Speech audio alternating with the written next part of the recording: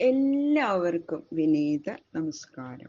ശ്രീമദ് ഭാഗവതം ദശമസ്കന്ധം അധ്യായം 36 ശ്ലോകം 35, 36, 37, 38, 39, 40 6 ശ്ലോകങ്ങൾ ഇന്ന് നമുക്ക് നോക്കാം. ഈ 6 ശ്ലോകങ്ങളോട് കൂടിയിട്ട് ഈ 36ാമത്തെ അധ്യായം ഇവിടെ സമാപിക്കുകയാണ്. അക്രൂരനെ ഗോകുലത്തിലേക്ക് പറഞ്ഞയക്കാൻ വേണ്ടി ഇതാ സൂത്രത്തിൽ കൊണ്ടുവരാൻ വേണ്ടിയിട്ട് തൻ്റെ തേര് തന്നെ കൊടുത്തയക്കാണ് കംസൻ. ശുക്ലാംബരധരം വിഷ്ണും ശശിവർണം ചതുർഭുജം പ്രസന്നവദനം ധ്യായേൽ സർവവിഘ്നോപശാന്തയേ കോമളം കൂജയൻ വേണും ശ്യാമളോയം കുമാരക വേദവേദ്യം പരം ബ്രഹ്മ ആസതാം പുരതോ മമ. ഓം നമോ ഭഗവതേ വാസുദേവായ. ഓം നമോ ഭഗവതേ വാസുദേവായ. ഓം നമോ ഭഗവതേ വാസുദേവായ. അക്രൂരനോട് പറയണു കംസൻ, തതശ്ചൈഷാ മഹീമിത്ര ഭവിത്രീ നഷ്ടകണ്ഡക ജരാസന്ധോ മമ ഗുരു ദിവിതോ ദൈതസഖാ. ഹേ മിത്ര എന്ന് വിളിക്കാണ് കംസൻ അക്രൂരനെ. കാര്യം സാധിക്കണ്ടേ? ഇങ്ങനെ എന്റെ ശത്രുക്കളെ മുഴുവനും ഞാൻ കൊല്ലും. പിന്നെ ഈ ഭൂമിയിൽ നമുക്ക് ശത്രുക്കളൊന്നും ഇല്ലാതെ വരും. അക്രൂരൻ കംസന്റെ രാജധാനിയിലാണല്ലോ താമസിക്കണത്. ആരും ശത്രുക്കൾ ഉണ്ടാവില്ല, പേടിക്കണ്ട അക്രൂര. എന്തുകൊണ്ടെന്നാൽ പിന്നെ ഉള്ളവരിൽ വെച്ചിട്ട് ഏറ്റവും പ്രബലൻ നമ്മുടെ ജരാസന്ധനാണ്. ജരാസന്ധൻ പിന്നെ എൻ്റെ ഭാര്യയുടെ അച്ഛനല്ലേ, അപ്പൊ എനിക്ക് എതിരായിട്ടൊന്നും ചെയ്യില്ലല്ലോ. അദ്ദേഹം എനിക്ക് പൂജ്യനാണ്. പിന്നെ ദ്വിവിധൻ എന്ന വാനരൻ, അവനും നമ്മുടെ പ്രിയപ്പെട്ടവനാ. ശംബരോ നരകോ ബാണോ മയ്യേവ കൃതസൗഹൃദാ തൈരകം സുരപക്ഷീയാൻ ഹത്വാ ഭോക്ഷ്യേ മഹീം നൃപാൻ. ശംബരൻ, നരകൻ, ബാണൻ മുതലായിട്ടുള്ള അസുരന്മാര് അവരൊക്കെ എൻ്റെ സ്നേഹിതന്മാരാ. അവരോടുകൂടി ചേർന്ന് ഞാൻ ദേവപ്രീതികരങ്ങളായ യാഗാദി കർമ്മങ്ങൾ നടത്തിക്കുന്ന ആ കൗരവാദി രാജാക്കന്മാരെ എല്ലാം നശിപ്പിക്കും. എന്നിട്ട് ഈ ഭൂമിയുടെ മുഴുവനും രാജാവായിരുന്ന ഞാൻ സാർവഭൗമ സൗഖ്യം അനുഭവിക്കും. അങ്ങനെ സ്വപ്നം കാണുക കംസൻ. അങ്ങനെ അയ്യാടാ എന്തൊരു സുഖമായിരിക്കും അപ്പോ എന്നൊക്കെ ഇങ്ങനെ വിചാരിച്ച് സന്തോഷിച്ചിരിക്കുക. ഏതൽ ജ്ഞാത്വാനയക്ഷിപ്രം രാമകൃഷ്ണാവിഹാർഭഗൗ ധനുർമഖ നിരീക്ഷാർത്ഥം ദൃഷ്ടും യദുപുരശ്രിയം. അപ്പോ എൻ്റെ ആഗ്രഹം ഇതാണ്, ഈ കാര്യമാണ് എനിക്ക് സാധിക്കേണ്ടത്. അത് അക്രൂരൻ എനിക്ക് സാധിപ്പിച്ചു തരണം. പക്ഷെ ഒരു കാര്യം കേട്ടോ, പറയാ, ഇതിനെ പുറത്തു പറയരുത്. അവരെ കൊല്ലാനാണ് കൊണ്ടുവരണമെന്നൊന്നും ആരോടും പറയരുത്. ഉപായത്തില് ആ രാമകൃഷ്ണന്മാരെ ഇവിടെ കൂട്ടിക്കൊണ്ടുവരണം. അതിനെന്താന്നറിയോ? വഞ്ചന തന്നെ. നമ്മുടെ കാര്യത്തിനുള്ള നല്ല മാർഗം വഞ്ചന തന്നെയാ. ഈ വ്രജവാസികൾ ഉണ്ടല്ലോ, അവർക്ക് ഈ കാട്ടിലല്ലേ എവിടെയല്ലേ താമസിക്കണം. അവർ ഉത്സവങ്ങളൊന്നും ഇങ്ങനെ ഗംഭീരമായിട്ടുള്ള പട്ടണവും കണ്ടിട്ടില്ല, ഉത്സവങ്ങളൊന്നും കണ്ടിട്ടില്ല. അപ്പോൾ അതൊക്കെ കാണാൻ വലിയ ഇഷ്ടമാണ്. അവർക്ക് നല്ല താല്പര്യം ഉണ്ടാവും. അതുകൊണ്ട് പിന്നെ രാമകൃഷ്ണന്മാരാണ് ഈ ചെറിയ കുട്ടികളല്ലേ, അവർക്ക് ഇതൊക്കെ ഉത്സവം എന്നാണ് കേട്ടാൽ അവരും പുറപ്പെടും. തേരിൽ കയറി ഇങ്ങനെ പട്ടണം കാണാൻ പുറപ്പെടുക എന്ന് പറയുമ്പോൾ അതുകൊണ്ട് ധനുർയാഗവും മധുരാപട്ടണത്തിന്റെ ഭംഗിയും ഒക്കെ അങ്ങനെ വിസ്തരിച്ച് പറഞ്ഞു കൊടുക്കുന്നുണ്ട് അക്രൂര. കണ്ട് ആനന്ദിക്കാൻ രാജാവായ കംസൻ നിങ്ങളെ ക്ഷണിക്കണു എന്ന് പറഞ്ഞങ്ങോട്ട് ധരിപ്പിക്കണം. അങ്ങനെ അവരെ ഇങ്ങോട്ട് കൂട്ടിക്കൊണ്ട് വേഗത്തിൽ വരണം. അതാണ് കംസൻ അക്രൂരനോട് പറഞ്ഞ ഈ പദ്യങ്ങളൊക്കെ ആസുരന്മാരുടെ സ്വഭാവ. ഇതാണ് ആസുര സ്വഭാവമുള്ള മനുഷ്യർക്ക് ഇത് തന്നെയാ.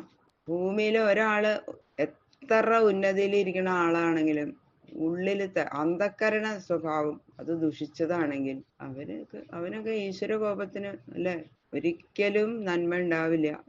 ഈശ്വര കോപത്തിന് പാത്രമായിട്ട് തന്നെ വരും അങ്ങനെയുള്ളവര്. അവിവേകം, അഹങ്കാരം, വഞ്ചന, സ്വാർത്ഥ ബുദ്ധി, ക്രൂരത, ഇതൊക്കെയാണ് ആസുര ഗുണങ്ങൾ. അങ്ങനെ ഇതൊക്കെ ആർക്ക് തികഞ്ഞിരിക്കുന്നുവോ അവരൊക്കെ ഈ കംസന് തുല്യന്മാര് തന്നെ. കംസനെ പറ്റി മാത്രം പറഞ്ഞിട്ട് ഇതുപോലെ എത്രയോ കംസന്മാരുണ്ട്. ഈ ലോകത്തിലും അല്ലെ. അങ്ങനെയുള്ളവരെയൊക്കെ ഹനിച്ച് ധർമ്മം നിലനിർത്താൻ വേണ്ടിയിട്ടാണ് നമ്മുടെ ഭഗവാൻ അവതരിച്ചിരിക്കുന്നത്. അതുകൊണ്ട് കംസനെ ഹനിച്ചതില് അമ്മാവനെ കൊന്നവൻ എന്ന് പറയേണ്ട അപവാദം പറയേണ്ട ആവശ്യമില്ല. ഇതൊക്കെ കേട്ട് കഴിഞ്ഞപ്പോ ദാ അക്രൂരം പറയണു, രാജന്മനീഷിതം സമ്യക് തവ സാവദ്യമാർജനം സിദ്ധ്യോ സമം കുര്യാത് ദൈവം ഹേ ഫലഭാവനം. ഹേ മഹാരാജാവേ, അങ്ങയുടെ മരണത്തെ തടുക്കണമെന്നുള്ള വിചാരം അത് നല്ലത് തന്നെയാണ്.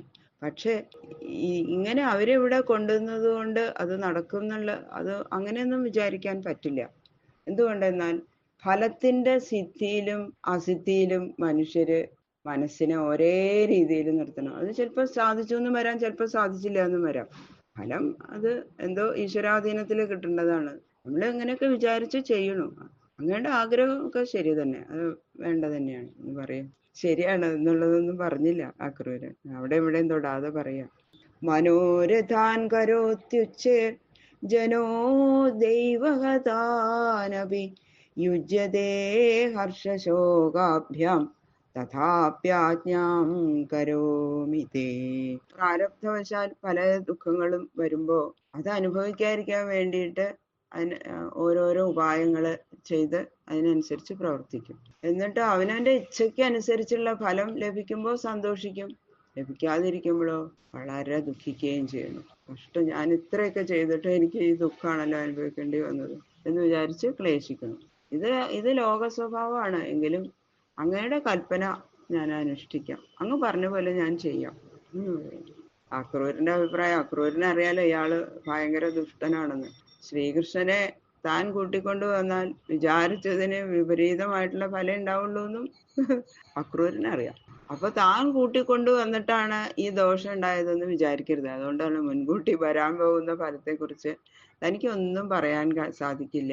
ലോകത്തിൽ ഓരോരുത്തരും ഓരോന്ന് വിചാരിക്കണതല്ലാതെ അവനവന്റെ ഇച്ഛയ്ക്ക് അനുസരിച്ച് ഫലം സിദ്ധിക്കണതും ആയിട്ടൊന്നും മുഴുവൻ വിചാരിച്ച പോലെ ഒന്നും സാധിക്കണം എന്നില്ല എന്നാണ്. അതുകൊണ്ട് രാമകൃഷ്ണന്മാരെ കൂട്ടിക്കൊണ്ടുവരണം എന്ന് അങ്ങ് കൽപ്പിച്ചാൽ രാജാവായ അങ്ങയുടെ കൽപ്പന അനുസരിച്ച് ഞാൻ നടക്കാം. പക്ഷെ ഭാവി ഫലത്തെക്കുറിച്ച് എനിക്ക് ഒന്നും പറയാൻ പറ്റില്ല. അത് പറഞ്ഞുകൊണ്ട് തന്നെയാണ് അക്രൂരൻ അവിടെ നിന്ന് പോണത്. പിന്നെ ശ്രീശുക ബ്രഹ്മർഷി പറയണു, ശ്രീശുക ഉവാച ഏവമാദിശ്യ ചാക്രൂരം മന്ത്രിണശ്ച വിസൃജ്യ സ പ്രവിവേശ ഗൃഹം കംസ തഥാക്രൂര സ്വമാലയം. ശ്രീശുക ബ്രഹ്മർഷി പറയണു, കംസൻ ഇങ്ങനെ അക്രൂരനോടും കേശി മുതലായ ആൾക്കാരോടും മന്ത്രിമാരോടൊക്കെ പറഞ്ഞ് അവരെല്ലാം അതത് കാര്യങ്ങൾ നിർവഹിക്കാനായിട്ട് ഏൽപ്പിച്ച ശേഷം തൻ്റെ സ്വന്തം രാജധാനിയിൽ പ്രവേശിച്ചു. സമാധാനമായി, എല്ലാം ഒക്കെ ഒരുക്കിയിട്ടുണ്ടല്ലോ, മരണം അവരെ ഇവിടെ കൊണ്ടിട്ട് വേണം കൊല്ലാൻ എന്ന് വിചാരിച്ച് സ്വപ്നം കണ്ടിരിക്കുക. അങ്ങനെ അക്രൂരനും സ്വന്തം ഭവനത്തിലേക്ക് തിരിച്ചുപോയി. അക്രൂരന് വളരെ സന്തോഷമായി. എന്താ, എത്രയോ കാലമായിട്ട് ഇങ്ങനെ കാണാൻ കൊതിച്ചിരിക്കുകയാണ് ആ രാമകൃഷ്ണന്മാരെ. ഒരു ഭഗവാനാണെന്നുള്ളത് അക്രൂരന് അറിയാലോ. അങ്ങനെ വളരെ സന്തോഷത്തോട് കൂടിയിട്ട് തൻ്റെ ഭവനത്തിലേക്ക് പോയി.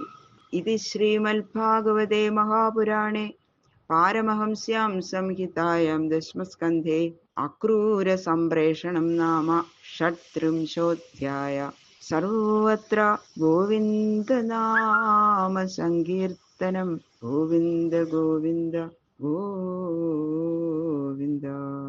ഈ 36-ാമത്തെ അധ്യായം ശ്രീകൃഷ്ണ ഭഗവാന്റെ ശ്രീപാദങ്ങളില് സമർപ്പിക്കുന്നു. കായേന വാചാ മനസേന്ദ്രിയർവാ ബുദ്ധ്യാത്മനാ വാ പ്രകൃതേ സ്വഭാവാൽ കരോമി യത് യത് സകലം പരസ്മൈ നാരായണായേതി സമർപ്പയാമി. സർവം ശ്രീകൃഷ്ണാർപ്പണമസ്തു.